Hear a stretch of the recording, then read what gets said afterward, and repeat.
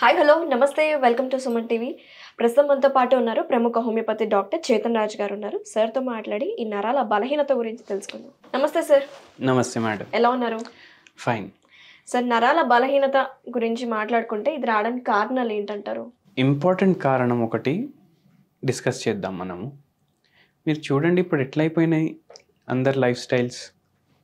Full day sitting job, either bank job, IT job, office job, corporate job, management job, ఇవన్నీ జాబ్స్లో full day sitting పొజిషన్లో ఉంటున్నారు. అవును. ఈ sitting పొజిషన్లో ఉన్నప్పుడు మన పోస్చర్స్ ఏమో చేంజ్ అయిపోతాయి. అవును. ఇప్పుడు ఫుల్ డే ల్యాప్టాప్ మీద పనిచేస్తున్నాడు ఒక మనిషి. సో ఆయన హెడ్ ఏమైపోతుంది, బెండ్ అయిపోవడం స్టార్ట్ అవుతుంది స్క్రీన్ సైడ్. అట్లా బెండ్ అయిపోవడం వల్ల పోస్చర్ ఏమో ఇట్లా క్రికెడ్ అయిపోతుంది. అట్లా క్రికెడ్ అయిపోవడం వల్ల ప్రాబ్లం స్టార్ట్ అవ్వచ్చు. ఎందుకంటే మీరు చూడండి, ఎవరికి ఎంఆర్ఐ తీసినా డిస్క్ బల్జెస్ ఉంటున్నాయి యంగ్ ఏజెస్లో. అండ్ వాళ్లకు మెడ నొప్పి, వీపులో నొప్పి, నడుము నొప్పి స్టార్ట్ అవుతాయి. కాళ్ళు లాగడం, చేతులు లాగడం చాలా స్టార్ట్ అవుతాయి. వాళ్ళు ఏమనుకుంటారు, కాళ్ళల్లో ప్రాబ్లం ఉంది, కాళ్ళ నరాల్లో ప్రాబ్లం ఉంది అనుకుంటారు. యాక్చువల్ ప్రాబ్లం వాళ్ళ నడుములో ఉంటుంది ఎన్నోసార్లు. ఎందుకంటే డిస్క్ బల్జెస్ అయిపోతాయి. అండ్ ఇది over a period of time ఇట్లనే కంటిన్యూ అవుతూనే ఉంటుంది. సో అందుకే మనం పోస్చర్ స్ట్రైట్ మెయింటైన్ చేసుకోవాలి. ఏం చేయాలి, మనం నిల్చుంటాం కదా, అప్పుడు మన పోస్చర్ ఎలా ఉంటుంది, మెడ, వీపు, నడుము మొత్తం స్ట్రైట్ ఒక లైన్లో ఉంటుంది. కానీ మనం కూర్చున్నప్పుడు ఏం తప్పు చేస్తాం, బెండ్ అయి కూర్చుంటాం. అట్లా బెండ్ అయి కూర్చోవద్దు. ప్లస్ మనం సోఫా మీద కూర్చున్నప్పుడు ఇంకా డిస్టర్బ్ అవుతుంది పోస్చర్. మెత్తగా ఉంటుంది సోఫా, సో మనకు జర రిలాక్స్ అనిపిస్తుంది. కానీ మనం మన పోస్చర్ మీద కాన్సన్ట్రేట్ చేయలేకపోతాం. చాలా మంది మధ్యాహ్నం 1 గంట 2 గంటలు పడుకుంటారు, సోఫా పైననే పడుకుంటారు. కానీ దానివల్ల 2 hours 3 hours వల్ల పోస్చర్ డిస్టర్బ్ అయిపోతుంది. బెడ్ మీద పడుకుంటే కూడా వెనకాల ఒక పిల్లో పెట్టుకొని ఇట్లా సగం కూర్చున్నట్టు ఉంటుంది, సగం పడుకున్నట్టు ఉంటుంది. అట్లా కూడా చేయొద్దు ఎప్పుడు. అండ్ వెరీ ఇంపార్టెంట్లీ ఏంటంటే, ఎవరికైనా నరాల వీక్నెస్ వచ్చినా, ఎవరికైనా మెడ నొప్పి వచ్చిన నరాల వీక్నెస్ వల్ల, నడుము నొప్పి వచ్చిన నరాల వీక్నెస్ వల్ల వాళ్ళు ఏం చేస్తారంటే పిల్లో పెట్టడం ఆపేస్తారు.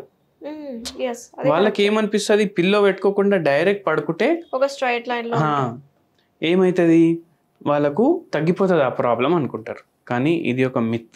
ఎందుకు మిత్ అంటే, మనం నిల్చున్నప్పుడు ఎట్లా నిల్చుంటున్నాం, మెడ, వీపు, నడుము స్ట్రైట్ లైన్లో ఉన్నాయి. కానీ మనం విదౌట్ పిల్లో పడుకుంటే ఏమవుతుంది, మన మెడ వెనక్కి వెళ్ళిపోతుంది. ఇట్లా వెనక్కి వెళ్ళిపోవడం వల్ల మన యాక్చువల్ పోస్చర్ డిస్టర్బ్ అయిపోతుంది కదా. సో దానివల్ల కూడా నరాల వీక్నెస్ వస్తుంది. ఇంకోటి వెరీ ఇంపార్టెంట్లీ ఏంటంటే, ఇప్పుడు మ్యాక్సిమం జంతువులు 4 legs ఉంటాయి వాళ్ళకి. అంటే మనకు యాక్చువల్లీ ఎవల్యూషన్ తోటి మన 4 limbs కూడా హ్యాండ్స్ లాగా మారిపోయినాయి. మనం 2 legs మీద నడుస్తాం. సో ఇంకా ఎవల్యూషన్ నడుస్తూనే ఉంది. సో మన నడుము ఏదైతే ఉంటుంది, మన వీపు, నడుము, మెడ ఏదైతే మన స్పైనల్ కార్డ్ ఉంటుంది, వర్టిబ్రల్ కాలమ్ ఉంటుంది, అది ఇంకా ఫుల్లీ ఇవాల్వ్డ్ కాదు. So easily prone to problems. అందుకే మనం పోస్చర్ మీద చాలా కాన్సన్ట్రేషన్ చేయాలి. ఫుల్ డే కూర్చొని పని చేస్తాం మనం, 8 hours 9 hours 16 hours. ఇప్పుడు కాంపిటేటివ్ ఎగ్జామ్స్కి ప్రిపేర్ చేసేటోళ్ళు కంటిన్యూస్లీ చెప్తారు. ఇప్పుడు టాపర్ ఇంటర్వ్యూస్ అవన్నీ వస్తాయి కదా, నేను 8 గంటలు కంటిన్యూస్లీ కూర్చొని చదువుతూనే ఉండే, నేను 12 గంటలు 16 గంటలు. So that is spoiling their nerves. Vitamin B12 deficiencies చాలా మందికి ఉంటున్నాయి. దాంతో మైలిన్ షీత్ ఏదైతే ఉంటుంది అది డ్యామేజ్ అవుతుంది. దానివల్ల కూడా ఈ ప్రాబ్లమ్స్ వస్తున్నాయి. సో ఓవరాల్గా ఈ నరాల బలహీనత అనే కాన్సెప్ట్ గురించి మాట్లాడుకుంటే దానికి కారణం ఇంప్రాపర్ పోస్చర్ అనేది ఒక మెయిన్ ప్రాబ్లం అంటారా?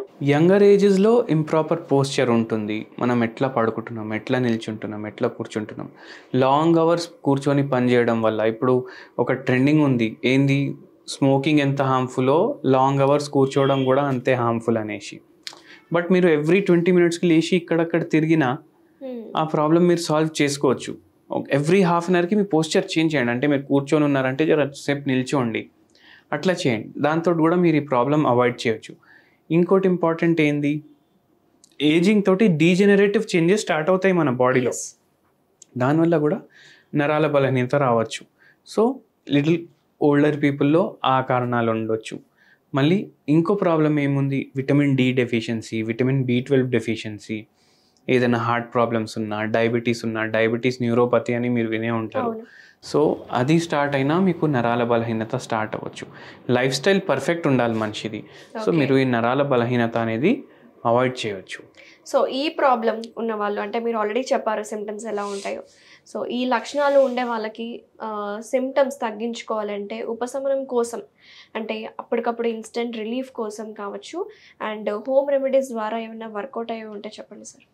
ఒక 5-6 లవంగాలు తీసుకోండి, ఒక 2 ఇలైచీలు తీసుకోండి, కొద్దిగా శొంఠి తీసుకోండి, ఇది మంచిగా గ్రైండ్ చేసుకోండి, ఇది డైలీ మీ టీలో యాడ్ చేసుకోండి. అండ్ టీలో యాడ్ చేసుకొని ఆ టీ కన్జ్యూమ్ చేయండి. సో దీంట్లో యాంటీ ఆక్సిడెంట్స్ ఉంటాయి, యాంటీ ఇన్ఫ్లమేటరీ ప్రాపర్టీస్ ఉంటాయి, ఉన్న స్వెల్లింగ్ తగ్గిస్తాయి, ప్లస్ నర్వ్స్కి ఇవి హెల్దీ అనమాట. సో ఆటోమేటికలీ నర్వ్స్ కూడా మంచిగా ఫంక్షన్ ఒక వరకు స్టార్ట్ చేస్తాయి. పర్మనెంట్గా ఈ ప్రాబ్లమ్స్ తగ్గాలంటే మీరు హోమియోపతి ట్రీట్మెంట్ తీసుకుంటే తగ్గుతాయి అన్నమాట. సార్ హోమియోపతిలో అన్ని కండిషన్స్కి, ఏ ప్రాబ్లంకైనా సరే మంచి ట్రీట్మెంట్స్ ఉంటాయి కదా సార్? చాలా మంచి ట్రీట్మెంట్స్ ఉంటాయి, అన్ని రోగాలకి ట్రీట్మెంట్స్ ఉంటాయి.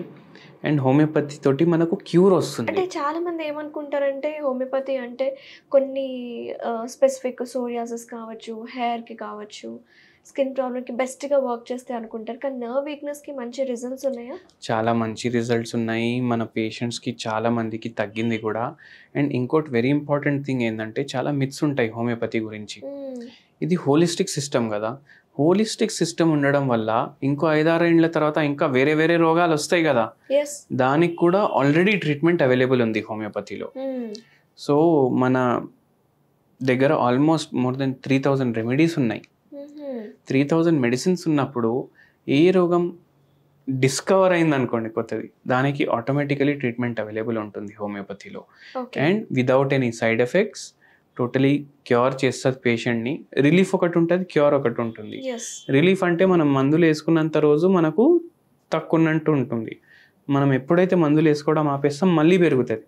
కానీ హోమియోపతి అలా కాదు, ఫ్రమ్ ద రూట్ కాజ్ డిజీజెస్ని తీసేస్తుంది బాడీలోకి వెళ్ళి.